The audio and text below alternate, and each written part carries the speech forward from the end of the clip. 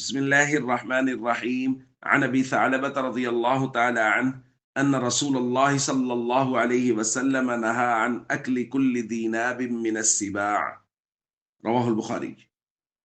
حضرت ابو ثعلبہ رضی اللہ تعالیٰ عنہ بیان کرتے ہیں کہ رسول اللہ صلی اللہ علیہ وسلم نے ہر پھاڑ کھانے والے درندوں کا گوشت کھانے سے منع کیا ہے۔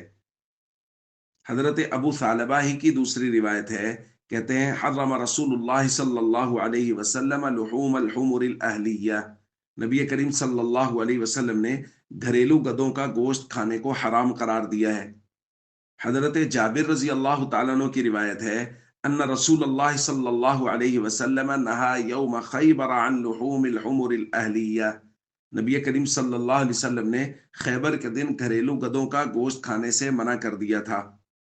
حضرت انس رضی اللہ تعالیٰ عنہ کی روایت ہے، فرماتے ہیں انفجنا ارنبا بمر ظہران، ہم نے پیچھا کیا مر ظہران جگہ پر ایک خرگوش کا، فاخذتها تو میں نے اس کو پکڑ لیا، فاتیت بها ابا طلحہ تو میں اس کو لے کے حضرت ابو طلحہ کے پاس آیا میں، فذبحها انہوں نے اس کو ذبح کیا، وبعث رسول اللہ صلی اللہ علیہ وسلم بورقها وفخذیها، اس میں سے کچھ حصہ گوشت کا حضور علیہ الصلوۃ والسلام کی خدمت میں بھیجا، فقبلہ حضور علیہ الصلوۃ والسلام نے اس کو قبول کر لیا۔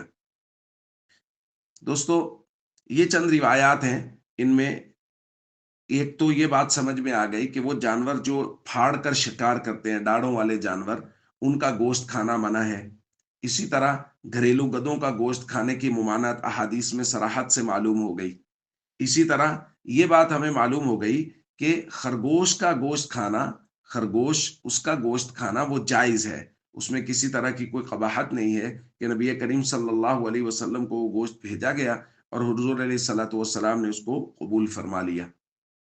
یہاں کچھ ضابطے ہیں جو فقہی اعتبار سے لکھے گئے ہیں، فقہا نے ان کو لکھا ہے کہ خشکی میں رہنے والے جو جانور ہیں، ان کے اندر وہ جانور جو دانت سے شکار کرتے ہیں، ان جانوروں کا گوشت کھانا منع ہے۔ اسی طرح وہ جانور جن کی غذا صرف اور صرف گندگی اور مردار ہے، ان کا گوشت کھانا بھی منع ہے۔ اسی طرح وہ جن میں خون بالکل نہیں ہوتا، جیسے یہ بھیڑ ہوتا ہے، جیسے یہ شہد کی مکھی وغیرہ اس طرح کی چیزیں ہوتی ہیں، ان کا کھانا بھی جائز نہیں ہے۔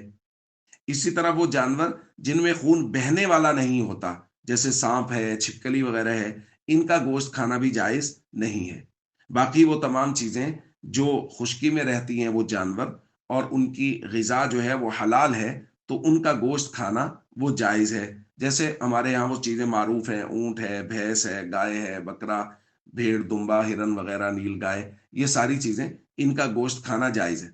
اس لیے حلال اور جائز چیزوں کی معلومات کر کے، اور اگر کسی جگہ پہ ہمیں مسئلے کا علم نہیں ہے، کوئی پرندہ، کوئی جانور ایسا ہمارے سامنے آیا ہے کہ جس کی حلت اور حرمت کا ہمیں پتہ نہیں ہے، تو علماء سے پوچھ کے دیکھیں۔ سب سے پہلے اللہ کا حکم ہے، اپنی نفسانی خواہش کہ میری رغبت یہ ہے، میں چاہتا ہوں کہ میں یہ فلاں چیز کا گوشت کھاؤں، یہ ساری چیزیں بعد میں ہیں۔